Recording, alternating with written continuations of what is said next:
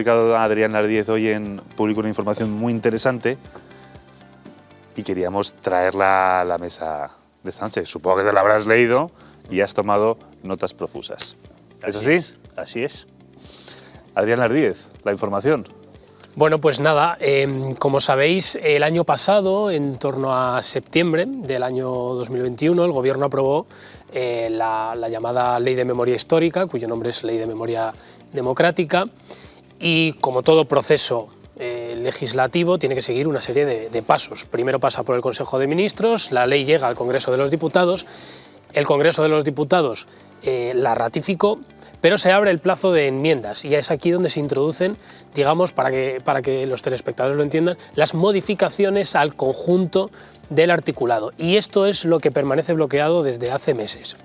Están en las negociaciones Partido Socialista, Unidas Podemos y Esquerra Republicana de Cataluña, y el problema es que tenían una serie de discrepancias, que ahora entraremos en cuáles son y en mayor detalle, y las negociaciones estaban avanzando más despacio de lo que ellos esperaban, porque ellos querían dar salida a la Ley de Memoria Histórica en este periodo de sesiones, es decir, antes de julio.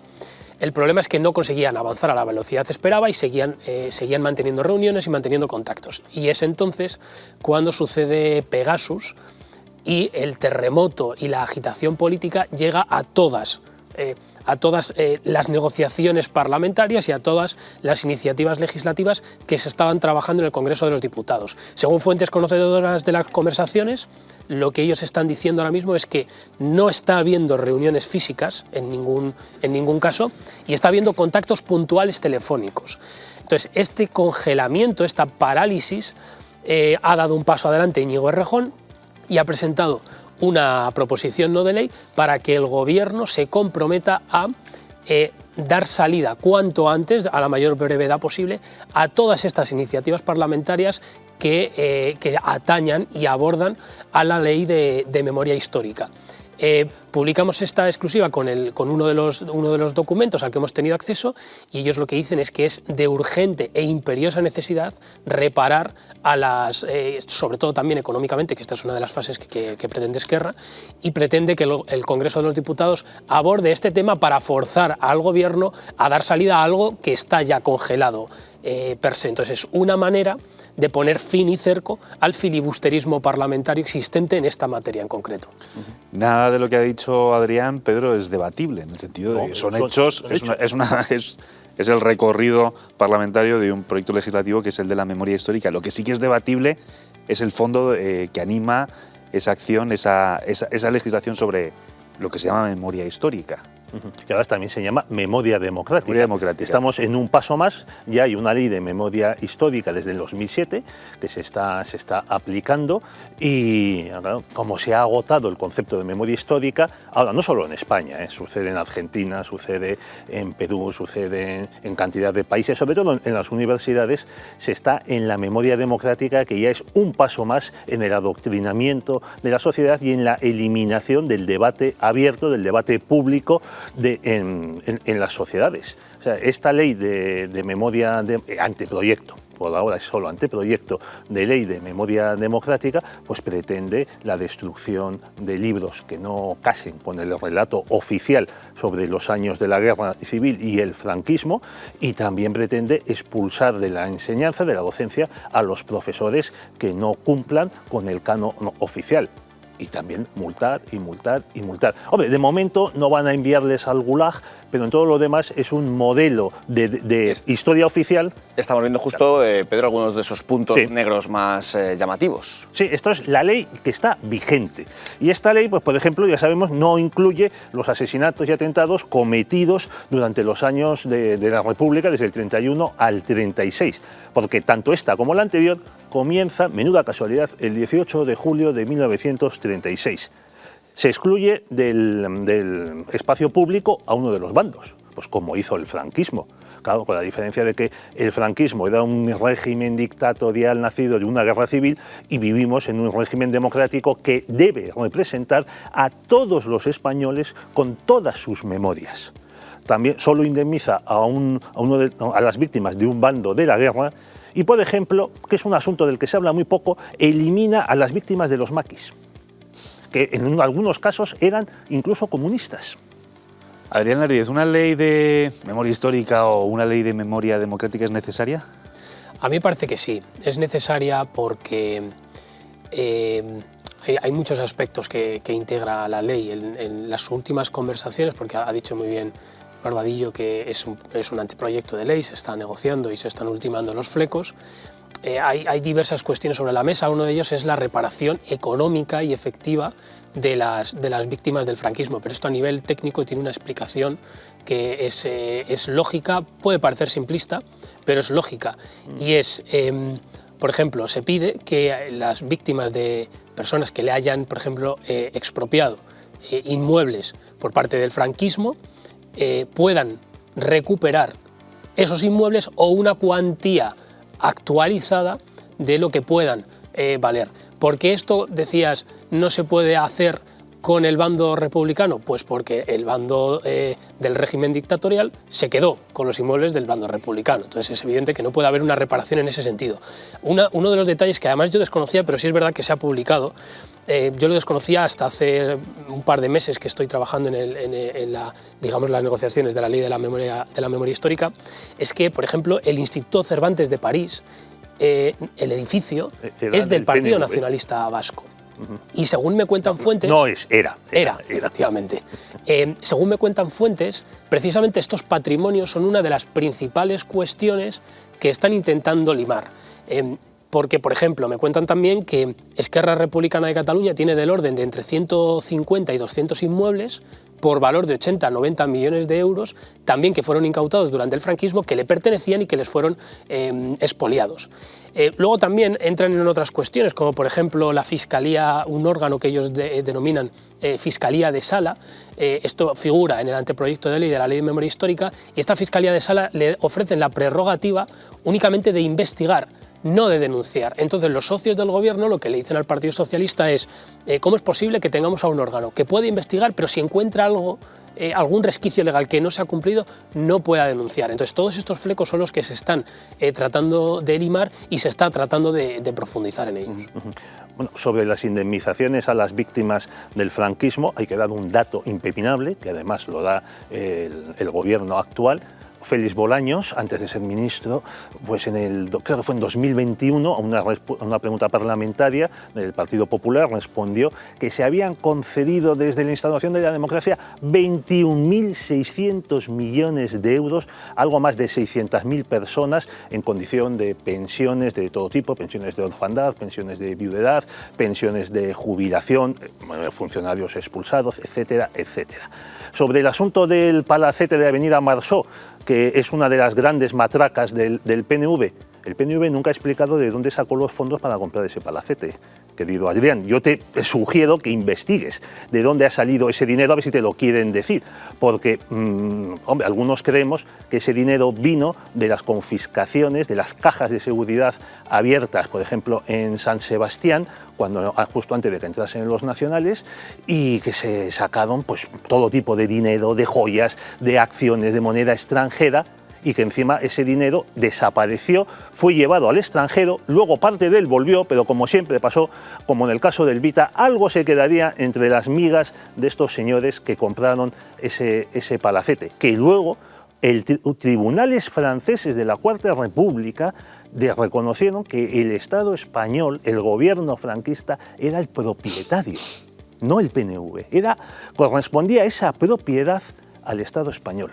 Eso también, también el PNV quiere que se desoigan y se desacaten esas sentencias. Y también habría que preguntarse cuántos de los edificios que reclaman Esquerra y también reclama, por ejemplo, UGT, no fueron a su vez, durante los años de la guerra, confiscados a otras personas y otras asociaciones que fueron pues, durante varios años pues, declaradas fuera de la ley, aunque hasta el verano del 36 eran legales. Eso también sería un tema de interés. Puedes contestar, Adrián, pero te quería hacer una pregunta. En la información que publicas hoy en el Plural hablas de la Ley de Memoria Democrática, que está congelada, pero no es el único proyecto legislativo que está congelado. Hacía referencia antes a la Ley de Secretos Oficiales y al caso así lo citas en la información, de los bebés secuestrados. Sí, sí, o si sí, quieres introducir estos... Forman parte todo del estos paquete, otros proyectos. Eso es, forma parte realmente del mismo paquete legislativo, ¿no? El problema aquí ha sido que el gobierno del Partido Socialista tiene varios proyectos de ley, también desde la investidura de Sánchez, que eran sus buques insignia, que eran, ellos se decían a sí mismos, no podemos dejar Moncloa si dentro de 4 años tenemos que dejarla sin dar salida a esto. Y una de las cuestiones era la ley de memoria histórica, que ataña a la ley, por ejemplo, de bebés robados, efectivamente.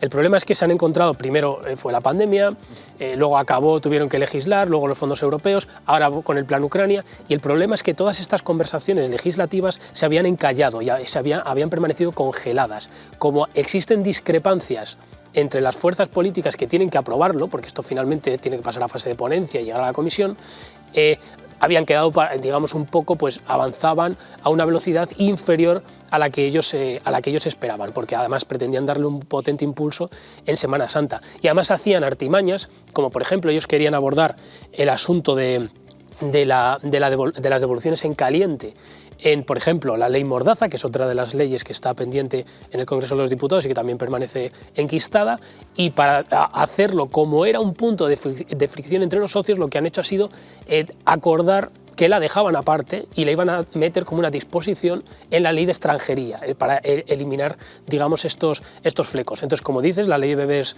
robados es una, la querella argentina, es decir, la colaboración de todas las instituciones públicas del Estado con las denuncias contra el franquismo en Argentina, también es una de las partes que se estaba trabajando. La garantía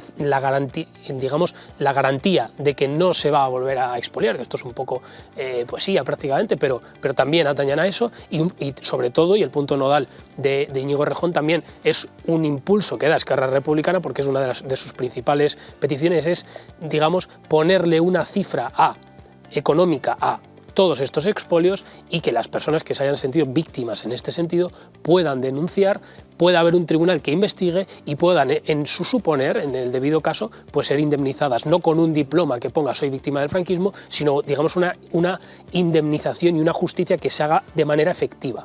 Que ya ha habido resoluciones administrativas, creo que alguna también judicial, en la que a la gente se le dice sí, usted puede ser víctima del franquismo y ya está. ¿Dinero? No, dinero no.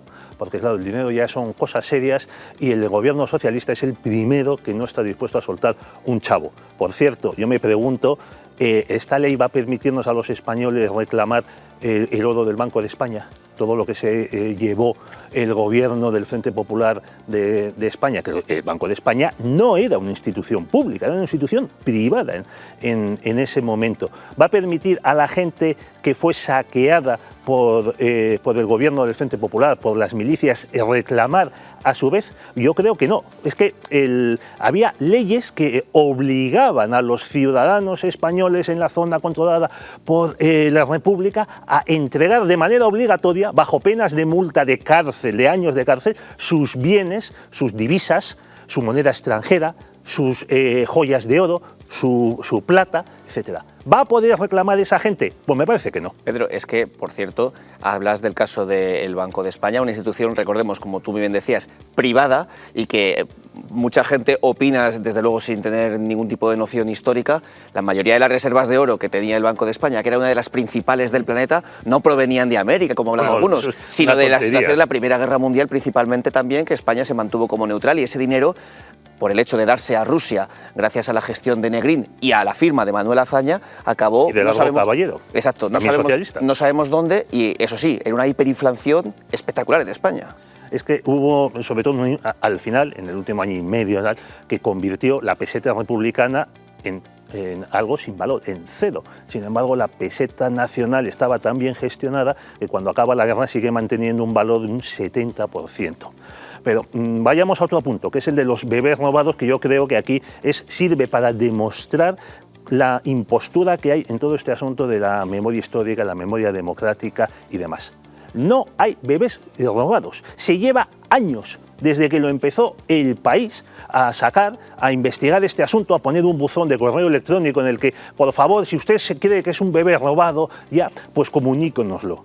no ha habido ninguna sentencia que haya demostrado que hubo una sustracción de bebés a determinadas personas, podríamos decir desafectas al régimen, y una entrega a personas, por el contrario, vamos a decir, gratas al Estado franquista. No se ha podido demostrar que hubiese una trama organizada estatal, en la que, por supuesto, estaban metidos los curas, como no, curas y monjas, que no podían faltar en un relato de izquierda sobre la maldad de la derecha. Incluso una de las personas que llevó su caso hasta los tribunales, Inés Madrigal, tuvo que reconocer públicamente al final que, hombre, pues sí, mi madre me entregó en adopción voluntariamente.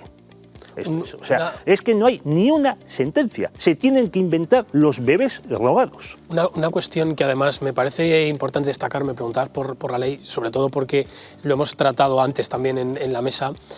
También se pretende desencallar con esta propuesta de Rejón la reforma de la ley de secretos oficiales, que es una ley tan anacrónica, no ya por el año en el que fue aprobada, que fue en el año 1968 por el dictador Francisco Franco, sino porque es tan anacrónica que otorga la potestad de clasificar y desclasificar información, documentos y archivos a un órgano que ya ni existe, que es Junta de Jefes del Estado Mayor. Ese órgano no existe. A día de hoy, digamos que se hace una interpretación de este texto del 68 y se le atribuye al gobierno, entre otros organismos, la potestad de poder desclasificar según qué información y según qué documentos. Pero en verdad, legislativamente, estamos hablando de la Junta de Jefes del Estado Mayor. Entonces, lo que pretende Rejón con esto, sin entrar a valorar siquiera muchos puntos de la Ley de Memoria Histórica, es dar un impulso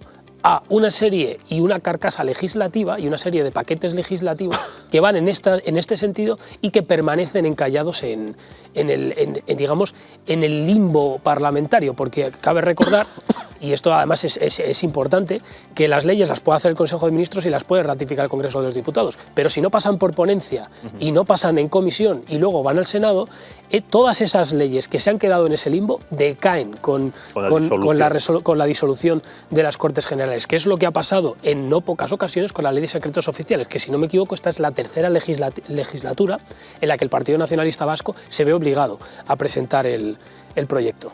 A mí la ley es vieja, es del año 68, fue reformada en el 78, demuestra la existencia de esta ley que hay una continuidad, aunque no guste, entre el Estado franquista y el actual Estado democrático, es decir, que la democracia no se construye sobre la nada, no se construye sobre el aire, el franquismo no es un paréntesis y demás, sino que deja detrás de sí muchas cosas, algunas de ellas muy buenas, otras pues no tan buenas, y demás.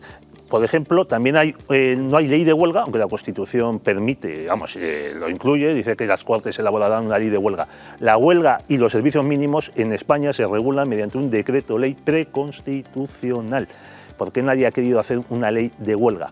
Creo que he dicho que la Ley de Secretos Oficiales se modificó en el 78. El secreto de los documentos oficiales no es nada sorprendente, también hay que decirlo. El presidente Donald Trump desclasificó una serie de documentos sobre el asesinato de Kennedy, que los anteriores presidentes iban renovando el secreto periódicamente. A mí, Adrián, sinceramente, que sea el PNV, que tiene tanto que ocultar sobre sus vínculos con ETA y su financiación, sus vínculos con la CIA durante la Segunda Guerra Mundial, quien hable de que quiere una ley de secretos oficiales abierta, progresista y democrática, pues también te digo que me hace recelar mucho.